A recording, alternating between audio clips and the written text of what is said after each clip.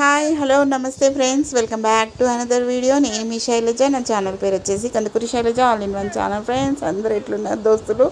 అందరు బాగుండాలని మనస్ఫూర్తిగా ప్రార్థిస్తూ మరి ఎందుకు ఇంకా ఆలస్యం వీడియోలోకి వెళ్ళిపోదామా? ఏంటి అన్నం కలుపుతుందనేసి అనుకుంటున్నారు?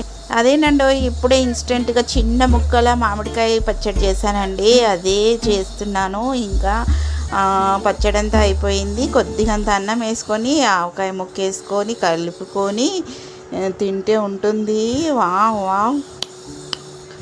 బాగా రుచిగా కూడా ఉంటుంది. ఈ చిన్న ముక్కల మామిడికాయ పచ్చడి ఎలా పెట్టుకోవాలనేది ఇప్పుడు మీతో షేర్ చేసుకుంటున్నాను. ముందుగా నేను 3 మామిడికాయ ముక్కలను తీసుకొని నీట్గా చిన్న చిన్న ముక్కలుగా ఈ విధంగా కట్ చేసుకొని కొంచెం పసుపు, ఒక చిన్న గ్లాస్ సైజు కారము, అదే గ్లాస్ సైజు ఉప్పు, ఆవపిండి, జీలకర్ర పొడి, 2 స్పూన్లు జీలకర్ర పొడి, మెంతి పొడి, కొన్ని వెల్లుల్లిపాయలు ఇవన్నీ వేసేసుకొని మంచిగా కలుపుకోవాలి. ఇది ముక్కలకంత పట్టే విధంగా అయితే కాయనంత ముద్దుగా కలుపుకోవాలండి.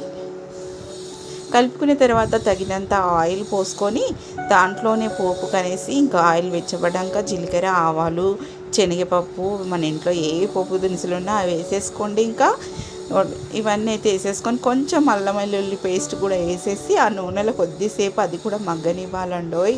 ఇలా మగ్గిన తర్వాత స్టవ్ ఆఫ్ చేసుకొని ఇన్స్టెంట్గా అప్పటికప్పుడు తయారు చేసుకునే పచ్చడి.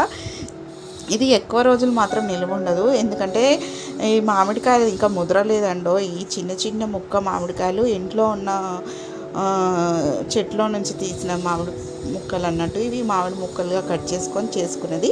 ఇంకా ఆ తాలింపునంతా మనం ఆల్రెడీ తయారు చేసుకున్న దాంట్లో కొంచెం చల్లారిన తర్వాత ఇదంతా వేసేసుకొని ముక్కకంతా బాగా పట్టే విధంగా కలుపుకోవాలండో. ఇంకా ఈ విధంగా కలిపిన తర్వాత మనం ఇంకా వేడి వేడి అన్నంలో వేసుకొని తింటే ఉంటుంది.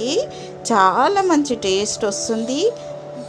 కలర్ కూడా చాలా బాగుంటుంది. ఇది దాదాపు అయితే ఒక నెల పాటు నిలువ ఉంటుంది. మీకు తప్పకుండా నచ్చుతుందని నేను అనుకుంటున్నాను. నచ్చినట్టయితే నా ఛానల్ సబ్స్క్రైబ్ చేసుకోండి, లైక్, షేర్, కామెంట్ కూడా చేయండి friends. Thank you for watching video. Bye bye.